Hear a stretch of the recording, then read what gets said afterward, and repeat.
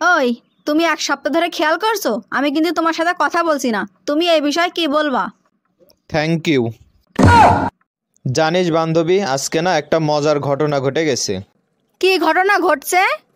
আমি দোকানে যে 5 লিটার আলু চাইছি, কিন্তু আমার আলু দেয় নাই। আরে গাধা, তুই কি বোতল নিয়ে গেলি? এই শোনো, আমি চলে গেলাম, আসতে রাত হবে। এই শোনো, আসার সময় হলুদ গুঁড়ো আর মরিচ গুঁড়ো নিয়ে আসবা। আগেরকার দিনে দেখেছি দাদি নানিরা শিল পাটায় মরিচ গুঁড়া হলুদ গুঁড়া করতো, তুমি করতে পারো না? নানি দাদিরা হলুদ আর মরিচ গুঁড়া করতো, আর আমরা আমাদের স্বামীকে গুঁড়া করি।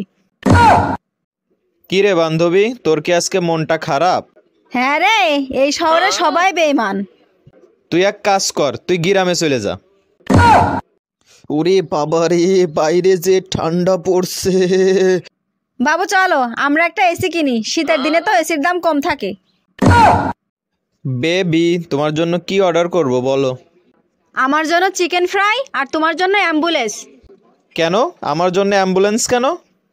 ওই দেখো তোমার বউ আসছে। এই শোনো, আমি দ্বিতীয় বিয়ে করতে যাচ্ছি। আমার ভালোবাসার কি কমতি ছিল? আমাদের গোষ্ঠীর রেওয়াজ আছে দ্বিতীয় বিয়ে করার, তুমি পারলে মাফ করে দিও। মাফ করার মালিক আল্লাহ। তুমি বিয়ে করে আসো, আমি তোমাকে আল্লাহর কাছে পাঠিয়ে দেব।